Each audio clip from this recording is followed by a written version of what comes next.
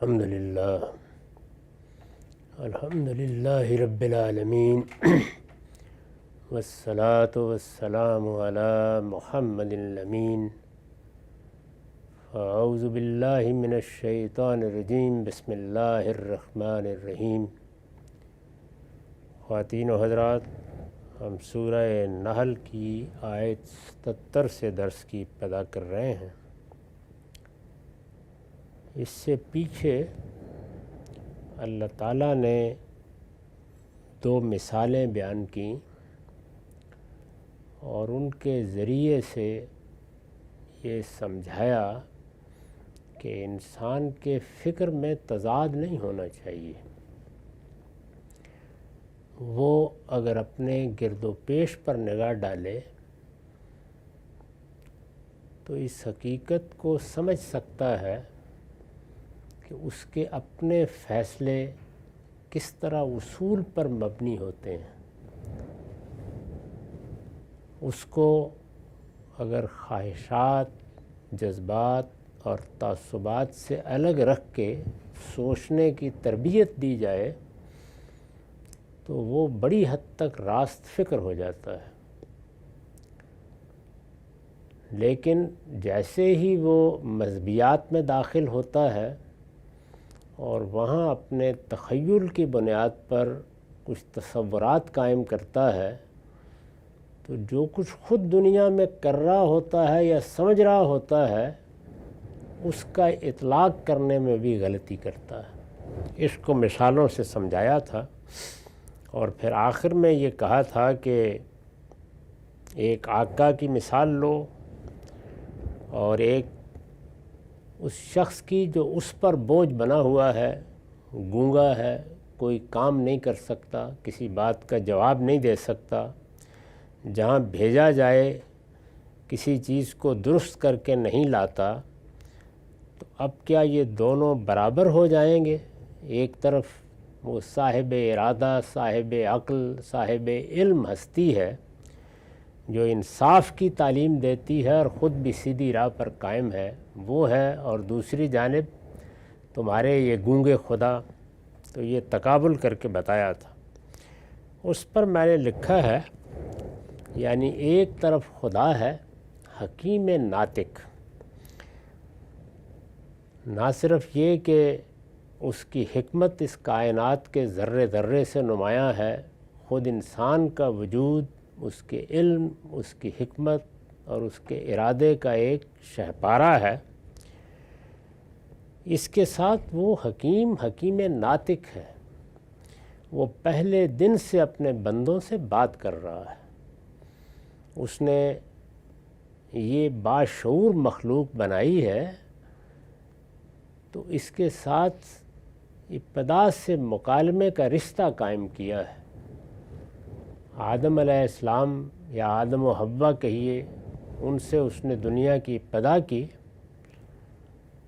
ان کی فطرت میں جو چیزیں ودیت فرمائیں، جیسے حادثہ اخلاقی عطا فرمایا، اپنی ذات کا شعور عطا فرمایا، علم و عقل کے مبادی ان میں الہام کیے، یہ سب چیزیں دیں، اس کے ساتھ اپنی ہدایت بھی پہلے دن سے ان کو میسر فرمائی، اور جب ہدایت میسر فرمائی تو ان سے کلام کیا۔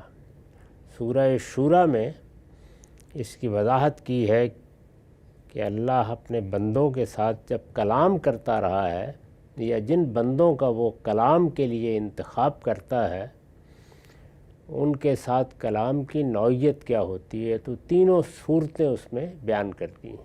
ما کان لبشر ان یکلمہ اللہ والی آیت میں یہاں یہ بتایا جا رہا ہے کہ وہ حکیم ناطق ہے، پہلے دن سے اپنی ہدایت دیتا رہا ہے، انسانی عقل کو جہاں اس کی رہنمائی کی ضرورت ہے اس نے فراہم کی ہے۔ تمہارے ہی اندر سے بعض لوگوں کا انتخاب کر کے جو کچھ سوالات پیدا ہو سکتے تھے ان کا جواب دیا ہے۔ جب تک تم اس کی دی ہوئی ابتدائی ہدایت پر رہے اس کی ضرورت نہیں تھی، لیکن جیسے ہی ضرورت پڑی تو فبعث اللہ النبیین مبشرین و منذرین، تو اس پروردگار نے پیغمبروں کی بعثت کا سلسلہ شروع کر دیا۔ وہ آ کر اس پروردگار کی طرف سے انذار کرتے تھے اور لوگوں کو بشارت دیتے تھے۔ تو اس طرح تمہارا پروردگار بولتا ہوا پروردگار ہے، وہ تمہارے اپنے بنائے ہوئے بتوں اور تمہارے اپنے گھڑے ہوئے تصورات کے دیوی دیوتاؤں کی طرح گونگا بہرا نہیں ہے، سنتا بھی ہے اور بات بھی کرتا ہے۔ یعنی ایک طرف خدا ہے حکیم ناطق، دنیا کی ہدایت کے لیے اپنی کتابیں نازل کرتا ہے اور لوگوں کو عدل و انصاف کی تعلیم دیتا ہے۔ وہ اپنے دین کے معاملے میں یہ چاہتا ہے کہ جو فیصلہ کرو عدل کی بنیاد پر کرو۔ عدل فطرت سے ہم آہنگ تصورات کے لیے جامع تعبیر ہے۔ دنیا میں بھی ہم سے یہ تقاضا کیا گیا ہے، چنانچہ ایمان کے جو تقاضے قرآن میں بیان ہوئے ہیں ان میں ایک بڑا اہم تقاضا قیام بالقسط ہے، یعنی ہر حال میں بندہ انصاف پر قائم رہے، اپنے معاملات میں، اپنے پروردگار کے ساتھ معاملات میں، بندوں کے معاملات میں ہر جگہ قائم بالقسط رہے۔ دنیا کی ہدایت کے لیے اپنی کتابیں نازل کرتا ہے اور لوگوں کو عدل و انصاف کی تعلیم دیتا ہے۔ پھر یہی نہیں، خود بھی قائم بالقسط ہے، یعنی اس کا اپنا ہر فیصلہ بھی عدل و قسط پر مبنی ہوتا ہے۔ قرآن نے اس کو بیان کیا ہے کہ اللہ اس بات کی خود گواہی دیتا ہے، اس کے فرشتے بھی یہی گواہی دیتے ہیں کہ انہو قائم بالقسط، اللہ تعالیٰ ہمیشہ سے قائم بالقسط ہے۔ پھر یہی نہیں، خود بھی قائم بالقسط ہے اور جو کچھ کرتا ہے کمال راستی اور صحت کے ساتھ کرتا ہے، یعنی جو اخلاقی شعور اس نے تمہیں دیا ہے اس کے لحاظ سے تمہارے ساتھ معاملہ کرتا ہے۔ دوسری طرف یہ تمہارے ٹھہرائے ہوئے معبود ہیں، گونگے بہرے، نہ تمہاری پکار سن سکتے ہیں، نہ اس کا جواب دے سکتے ہیں اور نہ تمہارا کوئی کام بنا سکتے ہیں۔ بتاؤ یہ کہاں کی عقل مندی ہے کہ دونوں کو یکساں سمجھ رہے ہو۔ یہ مثال پیچھے دی تھی جس کی میں نے وضاحت کی ہے۔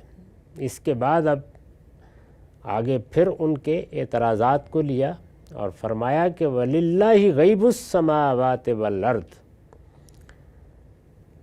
وَمَا أَمْرُ السَّاعَةِ إِلَّا كَلَمْحِ الْبَصَرِ أَوْ هُوَ أَقْرَبُ إِنَّ اللَّهَ عَلَى كُلِّ شَيْءٍ قَدِيرٌ۔ اس میں جو ربط کا مضمون ہے وہ یہ ہے کہ انہیں اصرار ہے، یعنی سورہ کے مخاطبین نبی صلی اللہ علیہ وسلم کی قوم کے لوگ، انہیں اصرار ہے کہ قیامت آنی ہے تو اس کا وقت بتایا جائے۔ بار بار یہی کہتے ہیں کہ قیامت قیامت شب و روز کر رہے ہو، ہمیں بھی جینے نہیں دے رہے، اپنی زندگی کو بھی اسی کی نظر کر رکھا ہے، تو یہ ذرا بتاؤ کہ ہمارے آباء و اجداد پر صدیاں گزر گئیں، دنیا کی اتنی تاریخ ہمارے سامنے ہے، انسان نے کیا کیا کروٹیں لیں، دنیا قائم تھی، دنیا قائم ہے، یہ کہاں سے آ جائے گی قیامت؟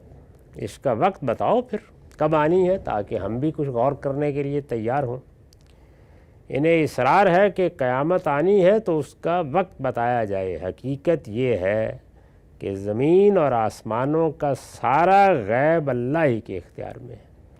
وَلِلَّهِ غَيْبُ السَّمَاوَاتِ وَالْأَرْضِ، یعنی جو چیزیں اس نے تمہارے مشاہدے کے لیے پیش کر دی ہیں ان کا علم تمہیں حاصل ہوتا ہے۔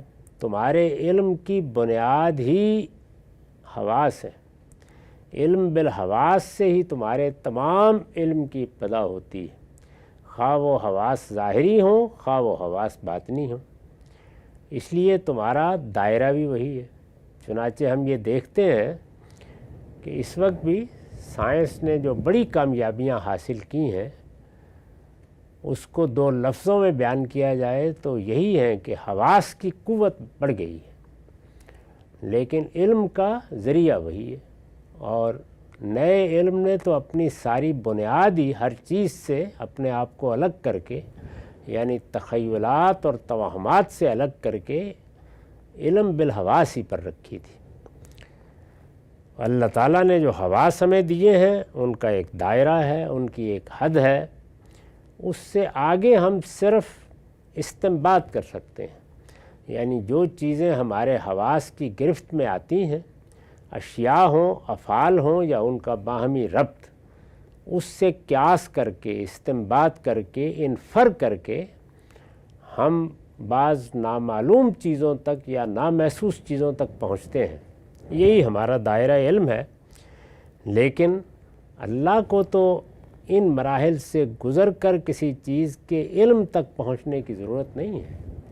وہ زمین و آسمان کے سارے غیب کو جانتا ہے، اور یہ غیب اس کے اختیار میں ہے۔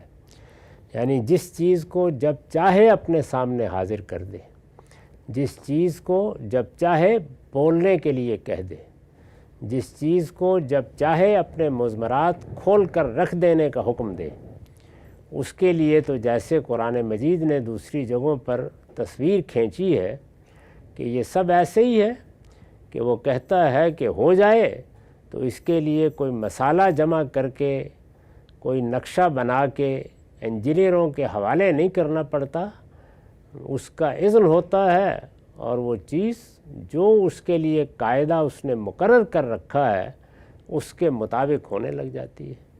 اگر اس کا اذن یہ ہے کہ چشم زدن میں ہو تو چشم زدن میں ہو جاتی ہے، اور اگر یہ ہے کہ اربوں سال میں ایک خاص مرحلے یا مراحل سے گزر کر ہو تو اس طرح ہونا شروع ہو جاتی ہے۔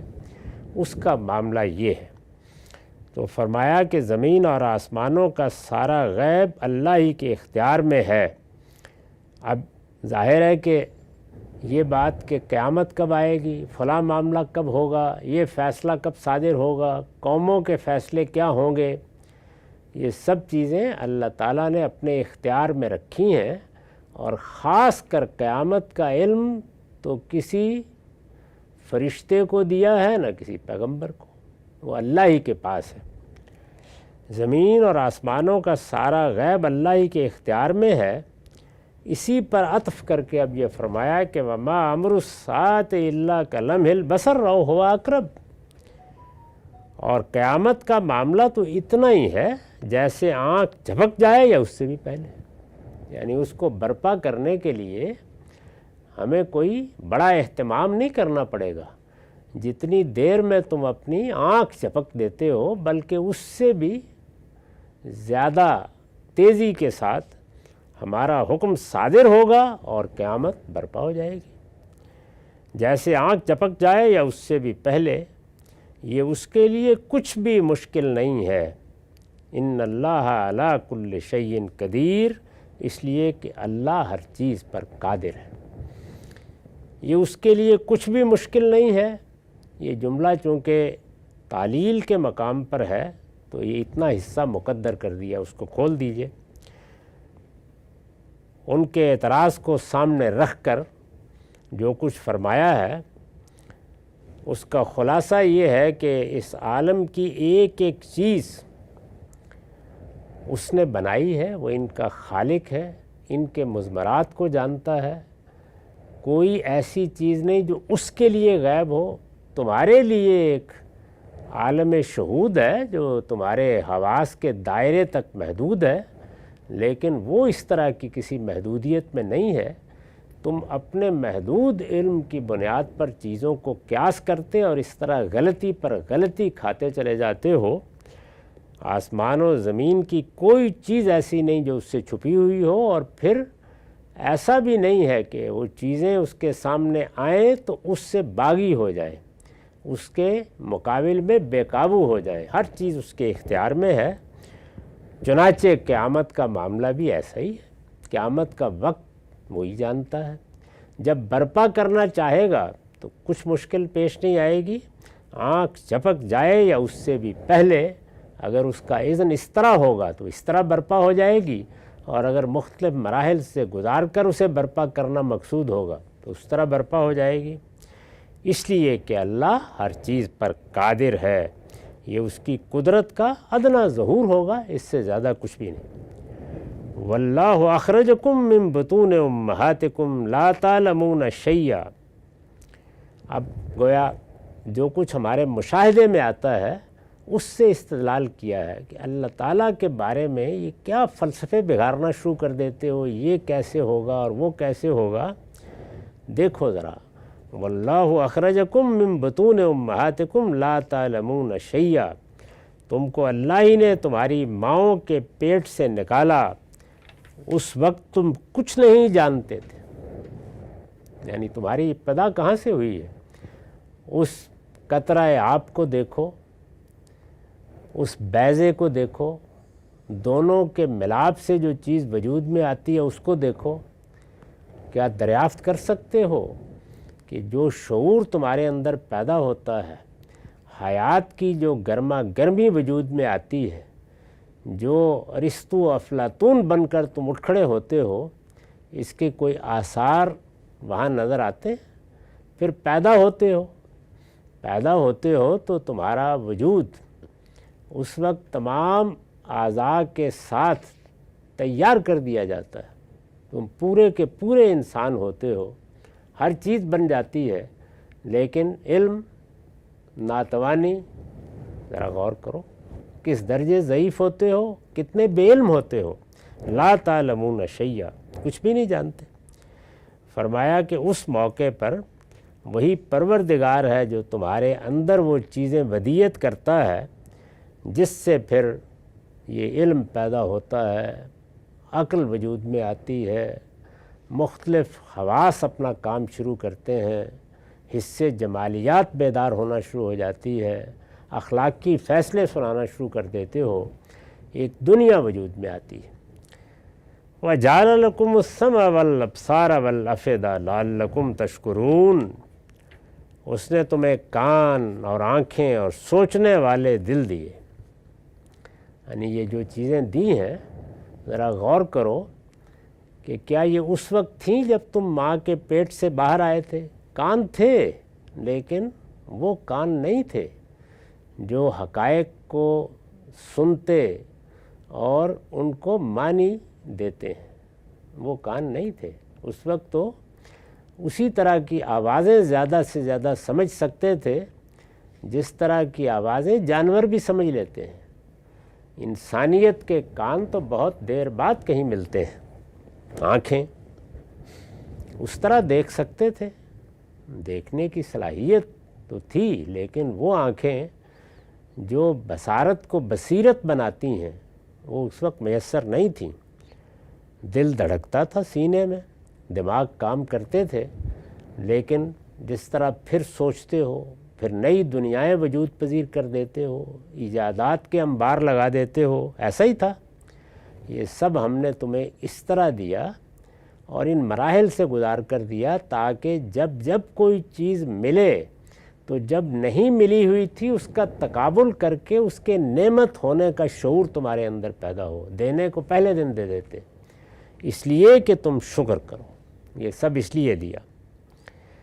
اس پر میں نے حاشیہ لکھا ہے، یعنی پیدا ہوئے تو صرف ایک مضغہ گوشت تھے، ایسے بے خبر کہ کسی جانور کا بچہ بھی اتنا بے خبر نہیں ہوتا۔ بس گوشت کا ایک لوتھڑا تھا، اس میں آنکھ کان ناک سب بنا دیے گئے تھے، ماں باپ آغوش میں اٹھائے پھرتے تھے، اپنی کوئی معمولی سی ضرورت بھی خود پورا کرنے کے قابل نہیں تھے۔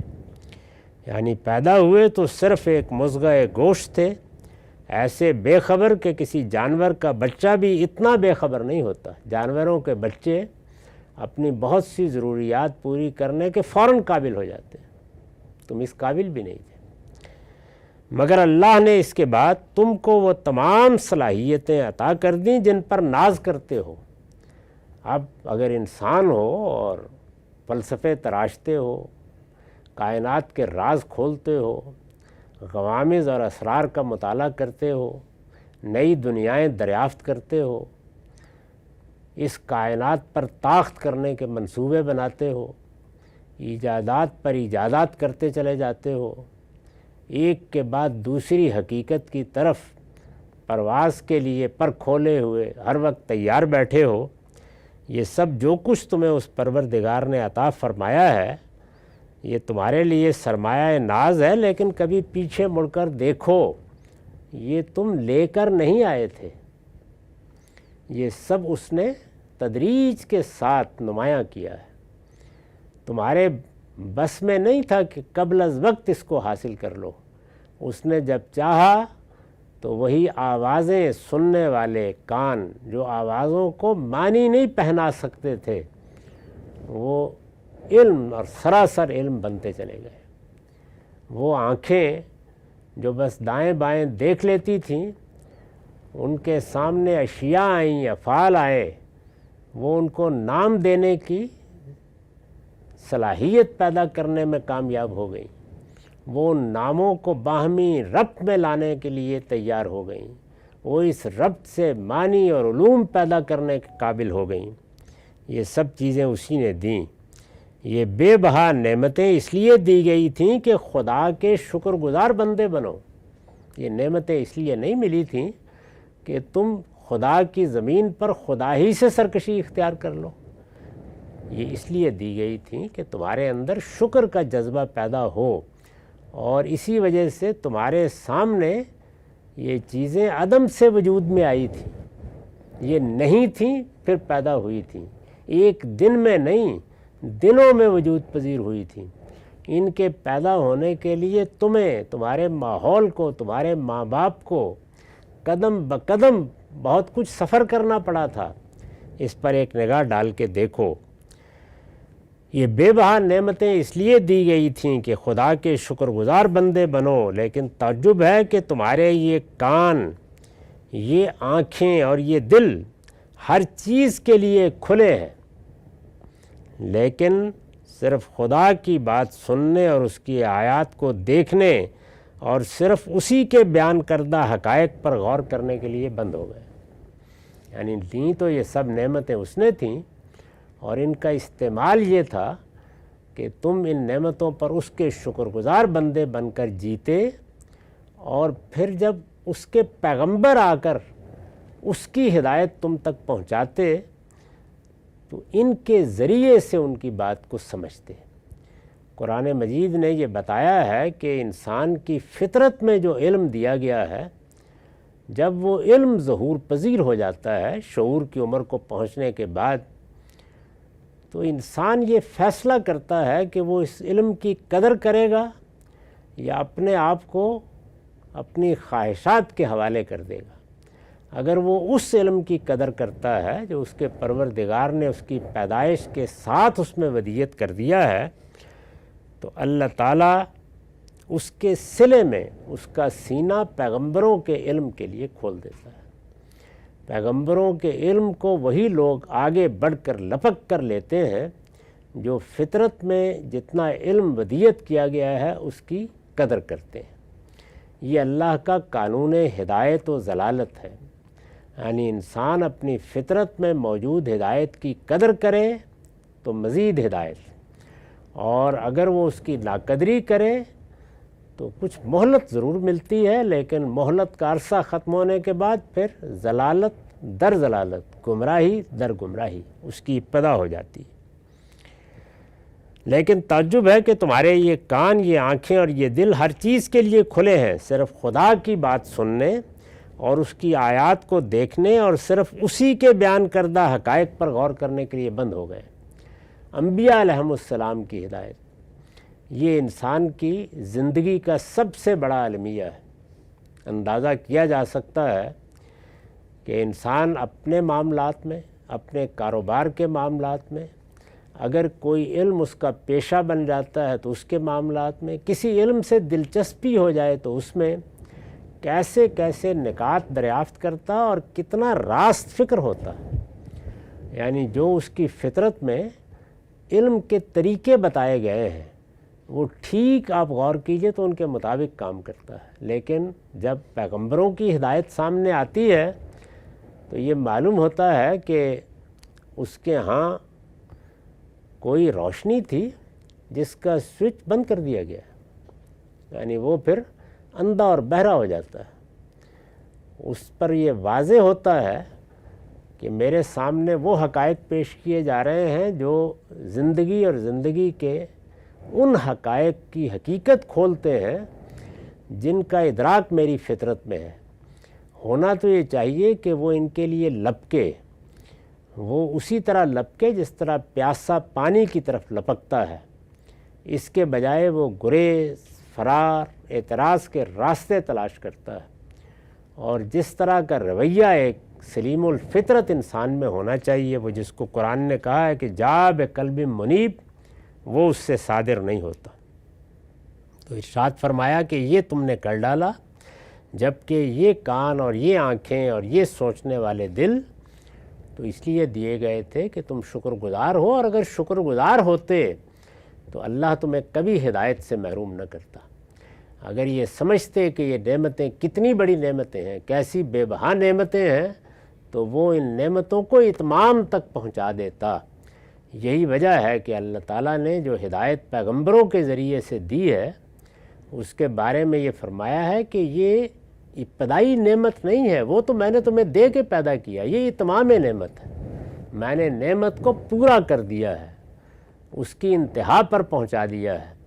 وہ جو قرآن مجید میں آیت ہے جس میں یہ بیان کیا گیا ہے کہ جو دین ہم نے اے پیغمبر آپ کو دینا شروع کیا تھا جب پہلی وحی آئی، وہ آج پایہ تکمیل کو پہنچ گیا، تو اس میں کیا کہا ہے؟ الیوم اکملت لکم دینکم واتممت علیکم نعمتی، یعنی دین بھی پورا کر دیا اور نعمت بھی پوری کر دی ہے۔ تو اللہ کی نعمت پوری ہو جاتی ہے جب پیغمبروں کی ہدایت کو ہم قبول کرنے کے لیے تیار ہو جاتے ہیں۔